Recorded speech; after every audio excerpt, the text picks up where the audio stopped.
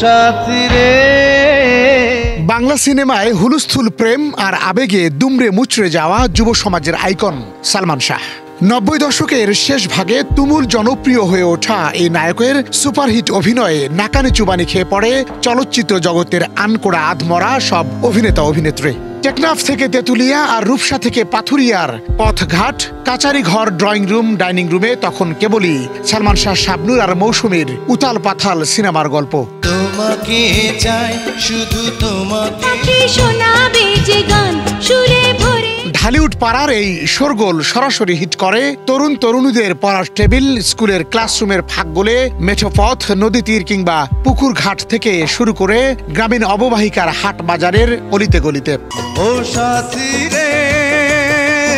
উপজেলা ও জেলা শহরের মিতালি সিনেমার রূপালী পর্দায় রোমান্টিক দৃশ্যে বুঁদ হয়ে থাকার গল্প আরও আবেগপ্রবণ করে তোলে নতুন প্রেমে হাবুডুবু খাওয়া যুবক যুবতীর অন্তরে অন্তরে। এখানে দুজনে নিরজন। স্কুলের বিদায়ী অনুষ্ঠান কিংবা নবীন বরণের স্মৃতি মোড়ানো দিন রাত্রিতে দুর্বার সেই সব প্রেমিক যুগলের চোখও যেন ঝাপসা হয়ে আসে যখন পথে যেতে যেতে সিডি প্লেয়ারের ক্ষীণ শব্দে কানে বাজতে শুরু করে ও সাথী রে তুমি ছাড়া ভালো লাগে না।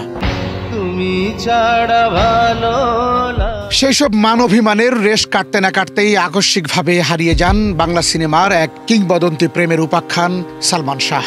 হঠাৎ করেই খবর আসে সালমান শাহ আর নেই। বাংলাদেশের হৃদয় ভেঙে না ফেরার দেশে চলে যাওয়ার খবর সহ্য করতে না পেরে আত্মহত্যার পথ বেছে নিয়েছিল অসংখ্য ভক্ত অনুরাগী। সেই নায়ককে ঘিরে একের পর এক রহস্য ঘনীভূত হচ্ছে। সালমান শাহ ১৯৯৬ সালের ৬ সেপ্টেম্বর মারা যান।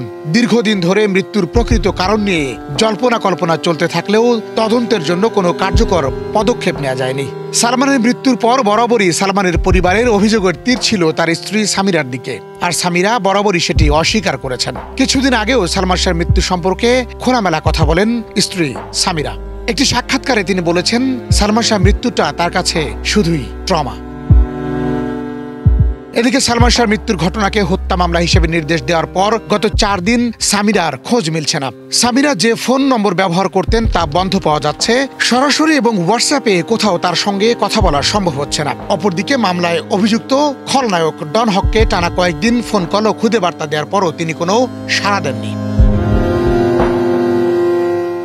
৯০ দশকের শুরুতে ঢালিউডে অভিষেক ঘটে সালমান শাহ। মাত্র ৪ বছরের চলচ্চিত্র জীবনে তিনি ২৭টি ছবিতে অভিনয় করে তুমুল জনপ্রিয়তা অর্জন করেন। দর্শক ও সমালোচকদের কাছে তিনি ছিলেন বাংলা সিনেমার একজন উজ্জ্বল নক্ষত্র।